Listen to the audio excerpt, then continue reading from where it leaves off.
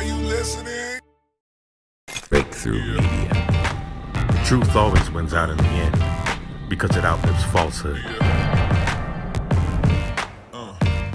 This is very, very important. One of the co-founders of Black Lives Matter, her name is Patrisse Cullors, C-U-L-L-O-R-S, I believe that's how you pronounce it. She, and I've told you that this is a Marxist, anarchist, anti-Semitic group, and that is exactly what it is. And so when people say, I stand with Black Lives Matter, or the mayor, Bowser of Washington, D.C. has that painted in massive way on a street where you can see it from space across from the White House.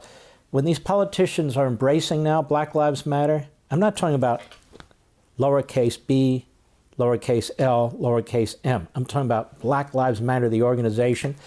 They're embracing a Marxist anarchist organization that is extremely well funded, heavily funded, and extremely well organized all over the country. And it's almost like the Weather Underground, except smartly what they've embraced is race as the issue through which to push their Marxism. And Marx says, do it any way you have to. It's why you see the environmental movement, in many ways, also borrows from Marx. The immigration movement also borrows from Marx. But in this case, these are trained Marxists, as she's about to tell you, and they are using race basically as again, a vessel through which to advance a Marxist revolution. They're for revolution. All right, let's take a look. Go. I also think that it might, I think of a lot of things. The first thing I think is that we actually do have an ideological frame. Myself and Alicia in particular are trained organizers. We are trained Marxists. Stop. We are trained Marxists. We're trained Marxists. So what I've been saying, probably for years now, is true.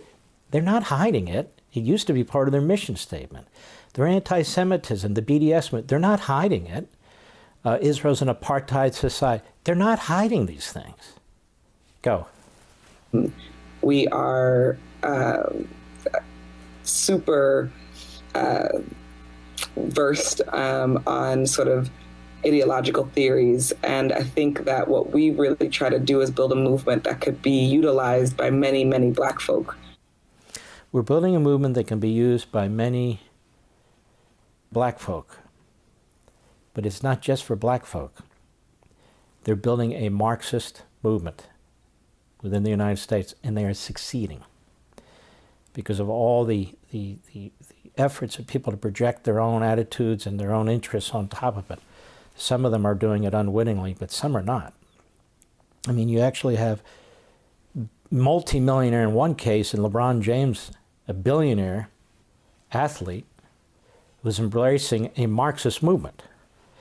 And he's not the only one. Now you have Drew Brees doing it. As you'll see later, you have Brett Favre doing the same thing. It's a remarkable thing.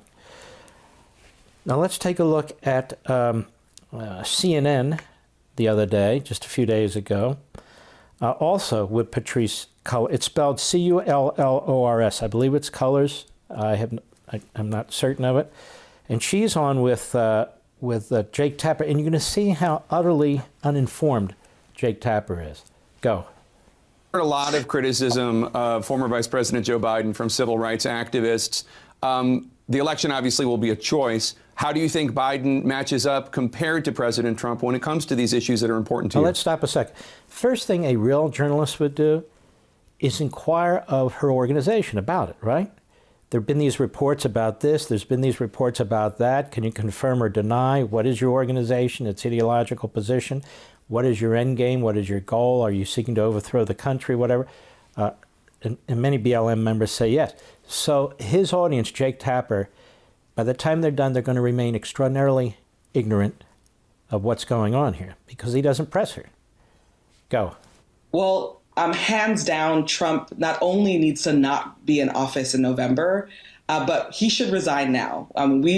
So Trump should resign because she says so. I don't know how this goes on. We're going to play it. But notice they're all going to vote Democrat. That's what they're going to do, right, Mr. Producer? They're all going to vote Democrat. This is kind of the Marxist wing of the Democrat Party. Let's stop fooling ourselves. That's why these ultra left-wing Democrat mayors, whether it's Seattle, Minneapolis, New York, they're not coming down on the rioters. They're not coming down on people who are conducting themselves the way they are and against the police. They're not, because this is, believe it or not, this is a piece of the base of the Democrat Party now. Go. Out of office, he is not fit for office. And so what we are going to push for is a move to get Trump out, while we're also going to continue to push and pressure Vice President Joe Biden around his policies and relationship to policing and criminalization. That's going to be important. But our goal is to get Trump out. Now stop. And he's just sitting there, and he's going, So it's a Marxist anarchist movement that has as its goal to overthrow the country and to get Trump out. What do you think about that? Go. Thank you so much for joining us on this important day, and happy Juneteenth again to you. Happy Juneteenth. Coming up. Unbelievable, don't you think? I think it's really quite pathetic. But there you have it. If you don't support Black Lives Matters, I'll break your kneecaps. And please, show me where it says that protests are supposed to be polite and peaceful. And please. There's the First Amendment. You just gotta look it up, Mr. Como.